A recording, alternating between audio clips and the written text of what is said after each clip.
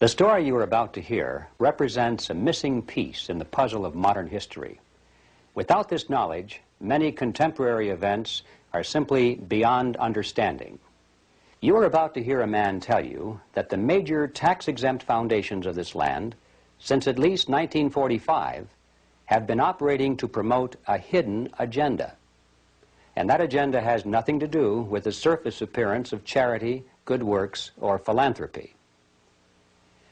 This man will tell you that the real objectives include the creation of a worldwide collectivist state, including the Soviet Union, which is to be ruled from behind the scenes by those same interests which now control the tax-exempt foundations.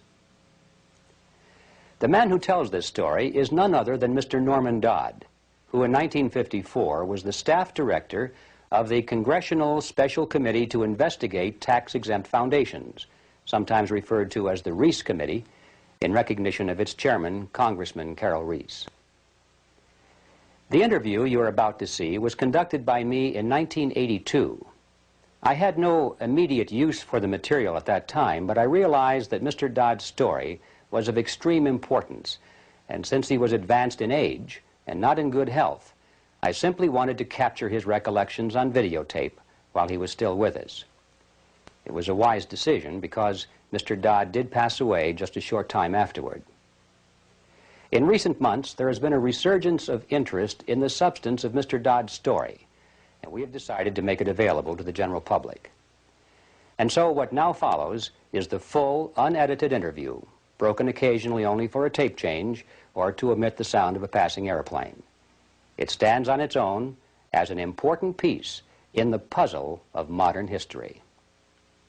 Mr. Dodd, let's begin this interview by a brief statement for the record, telling us who you are, what your background is, and your qualifications to speak on this subject. Well, Mr. Griffin, as for who I am just, as the name implies, an individual born in New Jersey and educated in private schools, eventually in a school called Andover, Massachusetts, and then Yale University, and running through my whole period of being brought up and growing up, I have been an indefatigable reader, and I have had one major interest, and that was this country, as I was led to believe it was originally founded. And I entered the world of business knowing absolutely nothing about how that world operated, and realized that the only way to find out what that world was consisted of would be to become part of it. And I then acquired some experience in the manufacturing world, and then in the world of international communication, and finally chose banking as the field I wish to devote my life to. And I was fortunate enough to secure a position in one of the important banks in New York, and lived there. I lived through the conditions which led up to what is known as the crash of 1929, and I witnessed what is tantamount to a collapse of the structure of the United States as a whole. And much to my surprise, I was confronted by my superiors with in the middle of the panic in which they were immersed, I was confronted with the question, Norm, what do we do now? I was 30 at the time, and I had no more right to have an answer to that question than the man in the moon. However, I did manage to say to my superiors, gentlemen, you take this experience as proof of something that you do not know about banking. And you better go find out what that something is and act accordingly. 4 days later, I was confronted by the same superiors with a statement to the effect that, Norm, you go find out. And I really was fool enough to accept that assignment, because it meant that you were going out to search for something and nobody could tell you what you were looking for. But I felt so strongly on the subject that I consented to. I was relieved of all normal duties inside the bank. And 2.5 years later, I felt that it was possible to report back to those who had given me this assignment. And so I rendered such a report. And as a result of the report I rendered, I was told the following: Norm, what you're saying is we should return to sound banking. And I said, yes, in essence, that's exactly what I'm saying. Whereupon I got my first shock, which was a statement from them to this effect: we will never see sound banking in the United States again. And they cited chapter and verse to support that statement. And what they cited was as follows: since the end of World War I, we have been responsible for what they call the institutionalizing of conflicting interests. And they are so prevalent inside this country that they can never be resolved. This came to me as an extraordinary shock, because the men who made the statement were men who were deemed as the most prominent bankers in the country. The bank of which I was a part was spoken of as a Morgan bank. And coming from men of that caliber, a statement of that kind made a tremendous impression on me. And the type of impression that it made on me was, I wondered if I, as an individual and it's what they call a junior officer of the bank, could, with the same enthusiasm, foster the progress and the policies of the bank. I spent about a year trying to think this out and came to the conclusion that I would have to resign. I did resign, and as a consequence of that, had this experience. When my letter of resignation reached the desk of the president of the bank, he sent for me. And then I came to visit with him, and he stated to me, Norm, I have your letter, but I don't believe you understand what's happened in the last 10 days. And I said, no, Mr. Cochran, I have no idea what's happened. Well, he said, the directors have never been able to get your report to them out of their mind.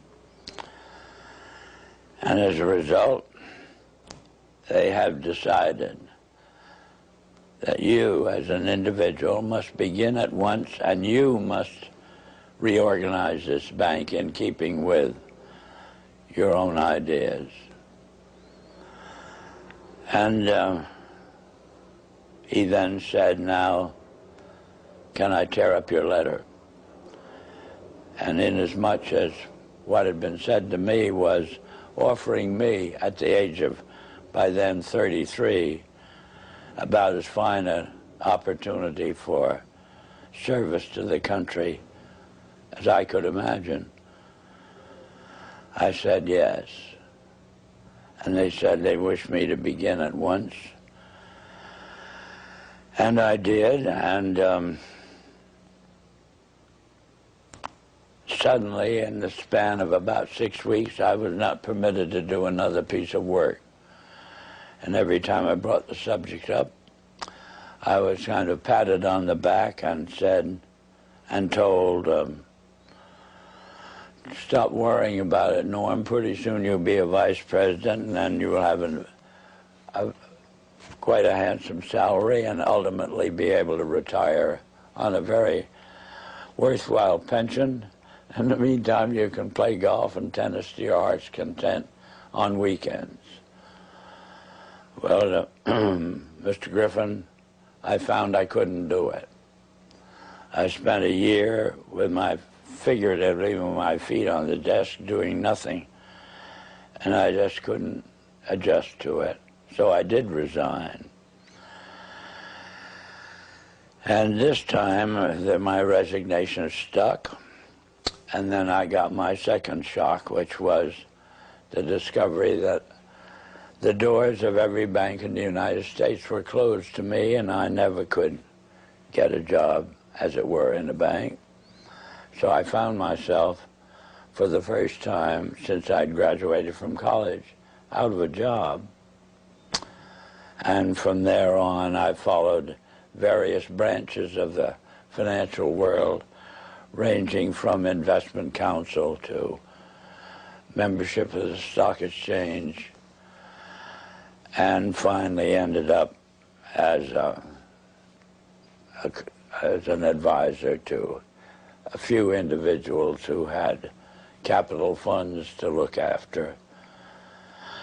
In the meantime, my major interest became very specific, which was to endeavor, by some means, of getting the educational world to actually, you might say, teach the subject of economics realistically and move it away from the support of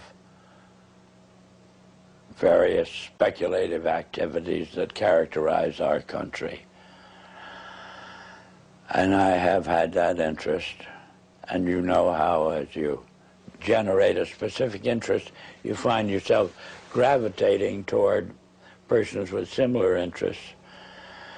And ultimately I found myself kind of the center of the world of dissatisfaction with the direction that this country was headed. And that's on one direction, and the same way I found myself in contact with many individuals who, on their own, had done a vast amount of studying and research in areas which were part of the problem. And well, Mr. Dodd, if I may interrupt here for a second, at what point in your career did you become connected with the Reese Committee? 1953. 1953. Yeah. And what was that capacity, sir? That was the capacity of what they call Director of Research for the Reese Committee. Can you tell us what the Reese Committee was attempting to do? Yes, I can tell you. It was operating and carrying out instructions embodied in a resolution passed by the House of Representatives, which was to investigate the activities of foundations as to whether or not these activities could justifiably be labeled un-American without, I might say, defining what they meant by un-American.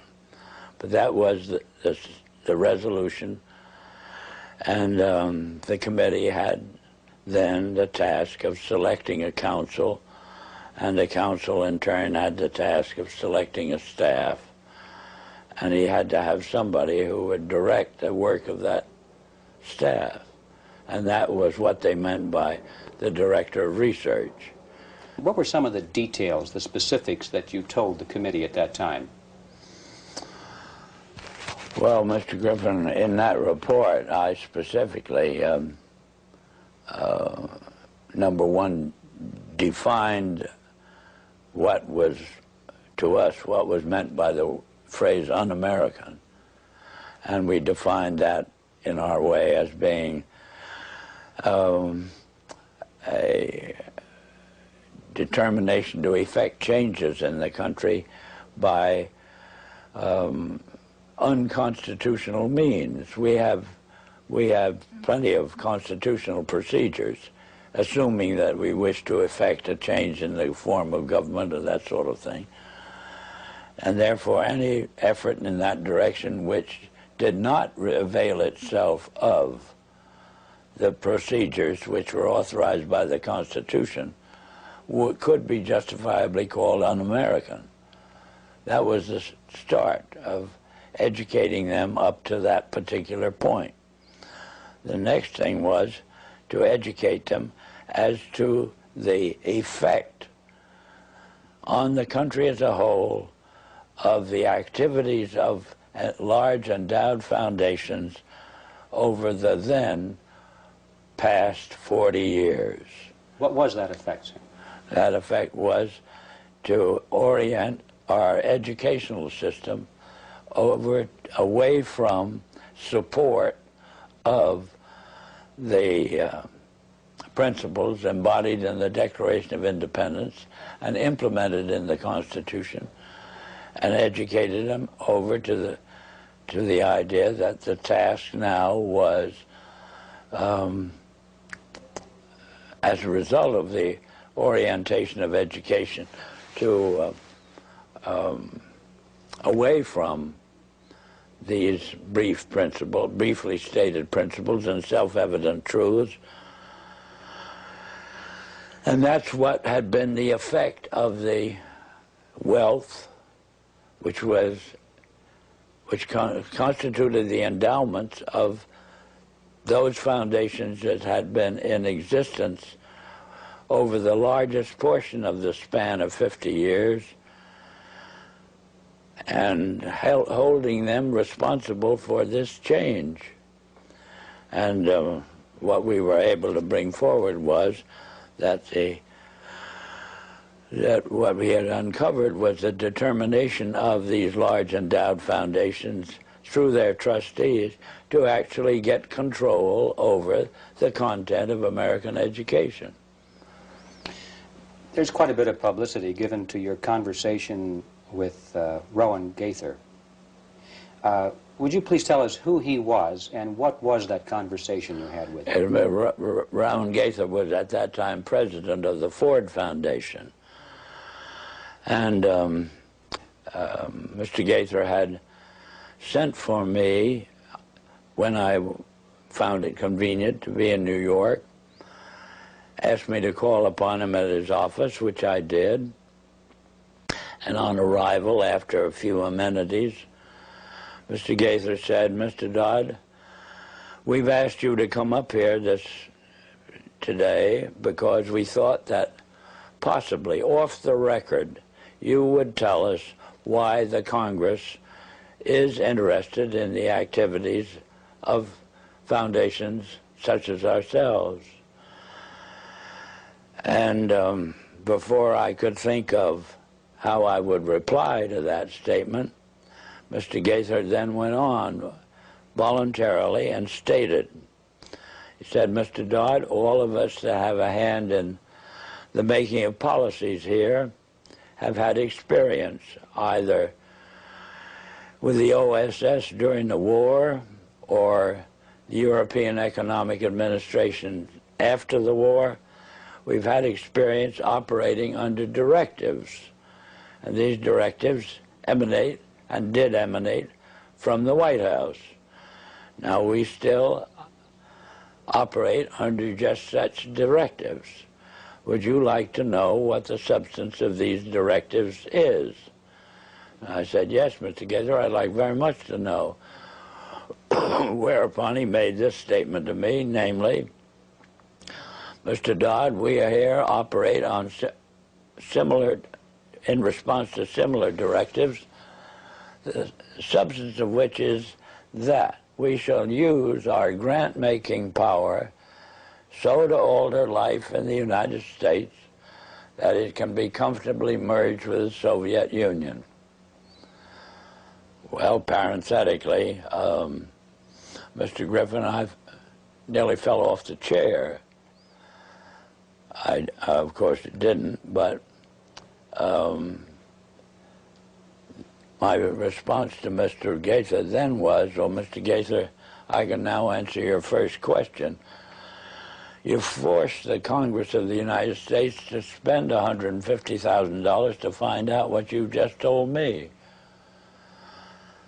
So why don't you I said, of course, legally you're entitled to make grants for this purpose, but I don't think you're entitled to withhold that information from the people of the country to whom you're indebted for your tax exemption. So why don't you tell the people of the country that's what you told me? And his answer was, we would not think of doing any such thing. So then I said, well, Mr. Gaither, obviously, you forced the Congress to spend this money in order to find out what you've just told me. Mr. Dodd, you have spoken before about some interesting things that were discovered by Catherine Casey at the Carnegie Endowment. Can you tell us that story, please?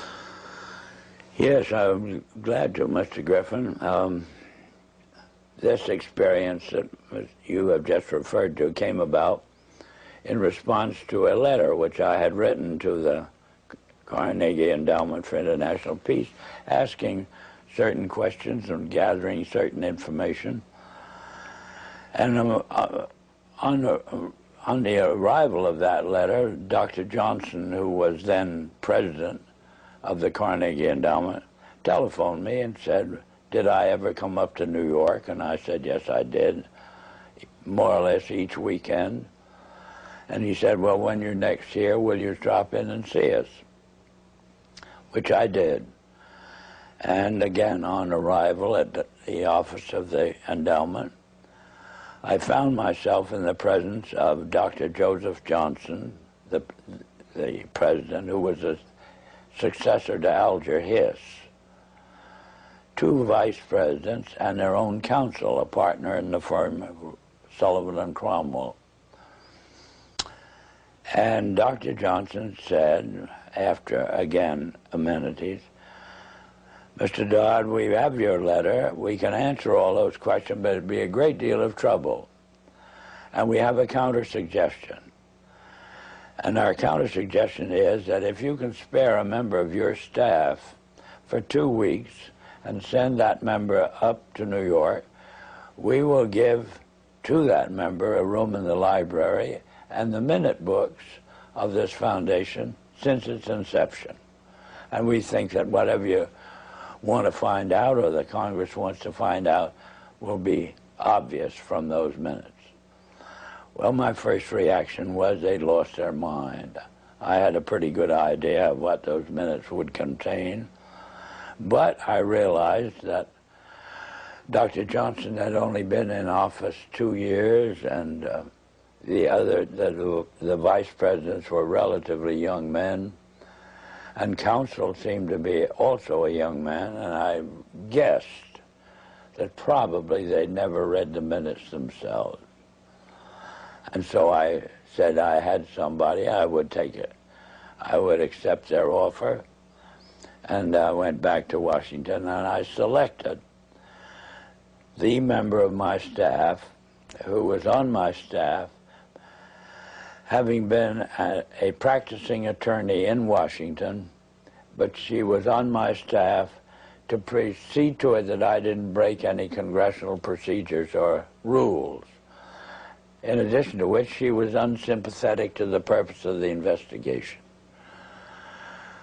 She was level-headed and a very reasonably brilliant, capable lady. And her attitude toward the investigation was, what could possibly be wrong with foundations? They do so much good. Well, in the face of that sincere conviction of Catherine's, I went out of my way not to prejudice her in any way. But I did explain to her that she couldn't possibly cover 50 years of handwritten minutes in 2 weeks. So she would have to do what we call spot reading. and I blocked out certain periods of time to concentrate on. And off she went to New York. She came back at the end of 2 weeks with the following in the way of on dictaphone belts. We are now at the year 1908, which was the year that the Carnegie began operations. And in that year, the trustees, meeting for the first time, raised a specific question, which they discussed throughout the balance of the year in a very learned fashion. And the question is there any means known more effective than war, assuming you wish to alter the life of an entire people? And they conclude that no more effective means than war to that end is known to humanity. So then in 1909 they raised the second question and discussed it, namely, how do we involve the United States in a war? Well, I doubt at that time if there was any subject more removed from the thinking of most of the people of this country than its involvement in a war. There were intermittent shows in the Balkans, but I doubt very much if many people even knew where the Balkans was. Then finally, they answer that question as follows. We must control the State Department. And then that very naturally raises the question of how do we do that? And they answer it by saying we must take over and control the diplomatic machinery of this country. And finally they resolve to aim at that as an objective. Then time passes, and we are eventually in a war, which would have been World War I. And at that time, they record on their minutes a shocking report in which they dispatched to President Wilson a telegram cautioning him to see that the war does not end too quickly. And finally, of course, we are, the war is over. At that time, their interest shifts over to preventing what they call a reversion of life in the United States to what it was prior to 1914, when World War I broke out. And they arrive at that point, they come to the conclusion that to prevent a reversion, we must control education in the United States. And they realize that that's a pretty big task. So to them, it is too big for them alone, so they approach the Rockefeller Foundation with the suggestion that that portion of education which could be considered domestic be handled by the Rockefeller Foundation, and that portion which is international should be handled by the endowment.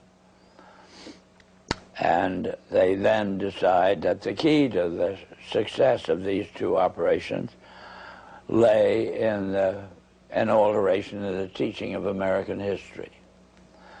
So they approach 4 of the then most prominent teachers of American history in the country, people like Charles and Mary Bird, and their suggestion to them is, will they alter the manner in which they present this subject, and they get turned down flat. So they then decide that it is necessary for them to do, as they say, build our own stable of historians. And then they approach the Guggenheim Foundation, which specializes in fellowships, and say, when we find young men in the process of studying for doctorates in the field of American history, and we feel that they are the right caliber. Will you grant them fellowships on our say-so? And the answer is yes. So under that condition, eventually they assemble 20. And they take this 20 potential teachers of American history to London, and there they're briefed into what is expected of them when, as and if they secure appointments in keeping with the doctorates they will have earned. And that group of 20 historians ultimately becomes the nucleus of the American Historical Association. And then toward the end of the 1920s, the endowment grants to the American Historical Association $400,000 for a study of our history in a manner which points to what can this country can it look forward to in the future. And that culminates in a 7-volume study, the last volume of which is, of course, in essence a summary of the contents of the other 6. And the essence of the last volume is the future of this country belongs to collectivism administered with characteristic American efficiency. That's the story that ultimately grew out of, and of course was what could have been presented by the members of this congressional committee to the Congress as a whole for just exactly what it said. But they never got to that point. This is the story that emerged from the minutes of the Carnegie Fund. That's right. Carnegie Endowment That's Fund. right. And so... It was official to that extent. I see. And Catherine Casey brought all of these back in the form of dictated notes or verbatim readings of the minutes. On dictaphone belts. Are those in existence today? I don't know. If they are, they're somewhere in the archives under the control of the Congress, House of Representatives. How many people actually heard those, or were they typed up transcripts made of them? How many people actually heard those recordings? Oh, 3 maybe. Myself, my top assistants, and Catherine. Yeah, I might tell you this experience as far as its impact on Catherine Casey was concerned, was she never was able to return to her law practice. If it hadn't been for Carol Reese's ability to tuck her away on a job with the Federal Trade Commission, I don't know what would have happened to Catherine, but ultimately she lost her mind as a result of it. Terrible shock to her. It's a very rough experience to encounter proof of these kinds. Mr. Dodd, what kind, well, can you summarize the opposition to the committee, the Reese Committee, and particularly the efforts to sabotage the committee? Well, they began right at the start of the work of an operating staff, Mr. Griffin, and it began on the day in which the committee met for the purpose of consenting to or confirming my appointment to the position of Director of Research. Thanks to the abstention of the minority members of the committee, that is the 2 Democratic members, from voting, why technically I was unanimously appointed. And well, wasn't the White House involved in opposition to the committee? Not at this particular point, sir. Mr. Reese ordered counsel and myself to visit Wayne Hayes. Wayne Hayes was the ranking minority member of the committee as a Democrat. So counsel and I had to go down to Mr. Hayes' office, which we did. Mr. Hayes greeted us with the flat statement directed primarily to me, which was that I am opposed to this investigation. I regard it as nothing but an effort on the part of Carol Reese to gain a little prominence, and so I'll do everything I can to see that it fails. Well, I am kind of a strange personality in the sense that a challenge of that nature interests me. Our counsel withdrew. He went over and sat on a couch on Mr. Reese's office and pouted. But I sort of took up this statement of Hayes as a challenge and set myself the goal of winning him over to our point of view. And I started by noticing on his desk that there was a book. And the book was of the type that there are many in these days that would be complaining about the spread of communism in Hungary, or that type of book. And this meant to me that at least Hayes read a book. And so I brought up the subject of the spread of the influence of the Soviet world, and for 2 hours discussed this with Hayes, and finally ended up with his rising from his desk and saying, "Norm, if you will carry this investigation toward the goal as you've outlined it to me, I'll be your biggest supporter." I said, "Mr. Hayes, I can assure you that I will not double-cross you." Subsequently, Mr. Hayes sent word to me that he was in the Bethesda hospital with an attack of ulcers, but would I come and see him, which I did. He then said, "Norm, the only reason I've asked you to come out here is I just want to hear you say again you will not double-cross me." I gave him that assurance, and that was the basis of our relationship. Meantime, counsel took the attitude expressed in these words: "Norm, if you want to waste your time with this guy," as he called him, "you can go ahead and do it, but don't ever ask me to say anything to him under any condition on any subject." So, in a sense, that cleared the decks for me to operate in relation to Hayes on my own.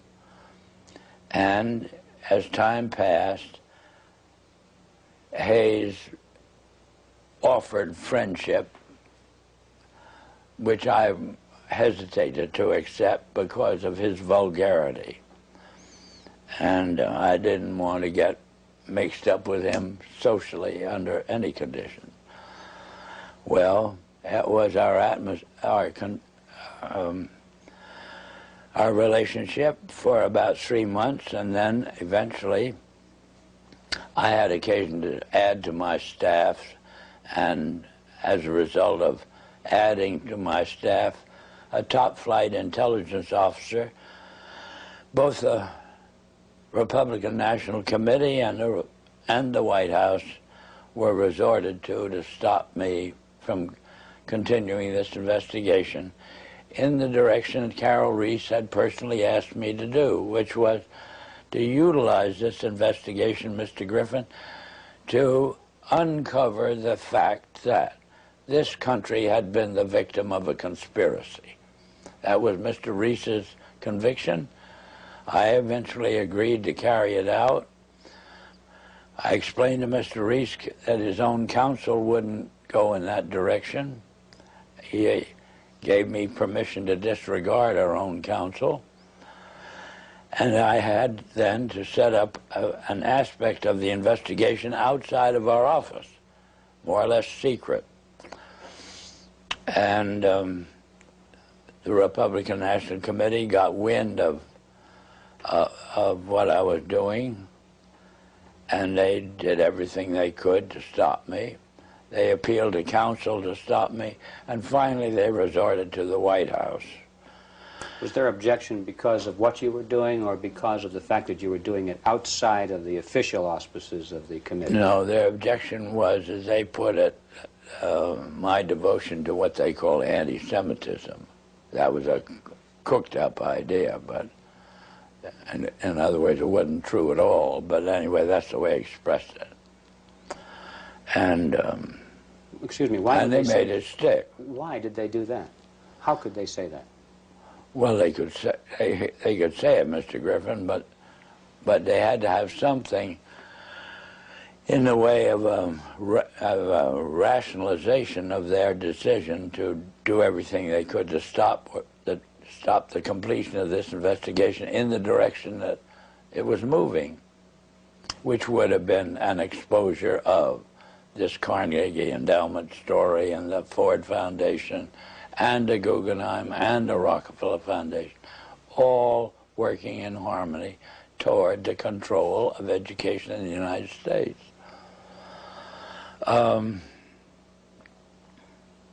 Well, in any event, to secure the help of the White House in the picture, they assigned, they got the White House to cause the liaison personality between the White House and the Hill, a major person, to go up to Hayes and try to get him to, as it were, actively oppose what investigation was engaged in. And Hayes very kindly then would listen to this visit from Major Person. Then he would call me and say, Norm, come up to my office. I have a good deal to tell you. I would go up. He'd tell me, I've just had a visit from Major Person, and he wants me to break up this investigation. So I then say, well, Wayne, what did you do? What did you say to him? He said, I just told him to get the hell out. And he did that 3 times, and I got pretty proud of him in the sense that he was, as it were, backing me up. And we finally embarked upon hearings at Hayes' request, because he wanted to get them out of the way before he went abroad in the summer. And but why were the hearings finally terminated? What happened to the committee? What happened to the committee or the hearings? Or the hearings. Hmm? The hearings. Oh, the hearings were terminated. Carol Reese was up against such a furor as Hayes, through the activity of our own counsel. Hayes became convinced that he was being double-crossed, and he put on a show in a public hearing room, Mr. Griffin, that was an absolute disgrace. And he called Carol Reese publicly every name in the book, and Mr. Reese took this as proof that he couldn't continue the hearings.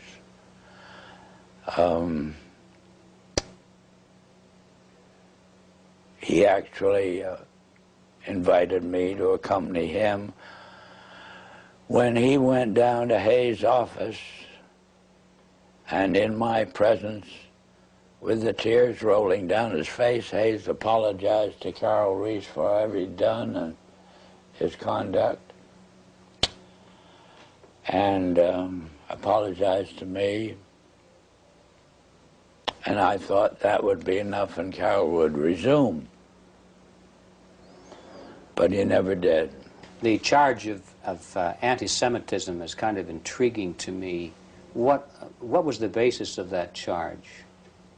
Was there any basis for it at all? No, the basis that the Republican National Committee used was that the intelligence officer I'd taken on my staff, when I oriented this investigation to the exposure of and proof of a conspiracy, was known to have a book, and the book was deemed to be anti-Semitic. This was childish, but this was the second in command of the Republican National Committee, And he told me I would have to dismiss this person from my staff. Who was that person, sir?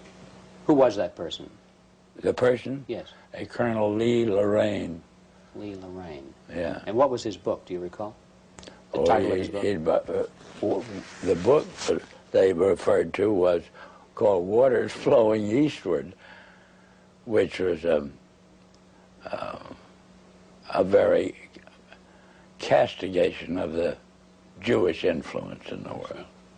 What were some of the other charges made by Mr. Hayes against Mr. Reese? Oh, just that Mr. Reese was utilizing this investigation for his own prominence inside the House of Representatives. That was the only charge Hayes could think of. How would you describe the motivation of the people who created the foundations, the big foundations in the very beginning? What is, or what was their motivation? Their motivation, well, let's take Mr. Carnegie as an example. His publicly declared and steadfast interest was to counteract the departure of the colonies from Great Britain. He was devoted to just putting the pieces back together again. Would that have required the collectivism that they were dedicated to? No. These policies or the Foundation's allegiance to these un-American concepts are all traceable to the transfer of the funds over into the hands of trustees, Mr. Griffin, not to men who had a hand in the creation of the wealth that led to the endowment of, or as a use of that wealth for what we would call public purposes. It was a subversion of the original intent then. Oh, yeah, completely so. And that we got into the world traditionally of bankers and lawyers. How do you see that the purpose and direction of the major foundations has changed over the years to the present? What is it today? Whole 100% behind meeting the cost of education such as it is presented through the schools and colleges of the United States on the subject of our history has proven our original ideas to be no longer practical. The future belongs to a collectivistic concept, and there's just no disagreement on this. Why do the foundations generously support communist causes in the United States? Well, because to them, what communism represents a means of developing what we call a monopoly. That is, the organization, we'll say, of large-scale industry into an administrable unit. Do they think that they will be one of the administrators? They will be the beneficiaries of it, yes.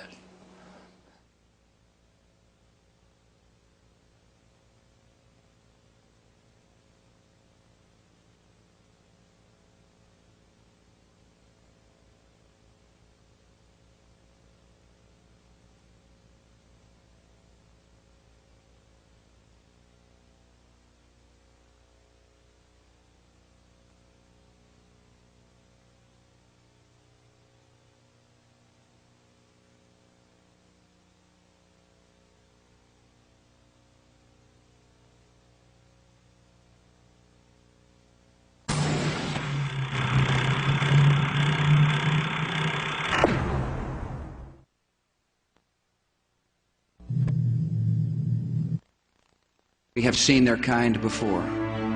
They are the heirs of all the murderous ideologies of the 20th century. By sacrificing human life to serve their radical visions, by abandoning every value except the will to power. They follow in the path of fascism, Nazism, and totalitarianism. And they will follow that path all the way to where it ends, in history's unmarked grave of discarded lies. Every nation in every region now has a decision to make. Either you are with us or you are with the terrorists.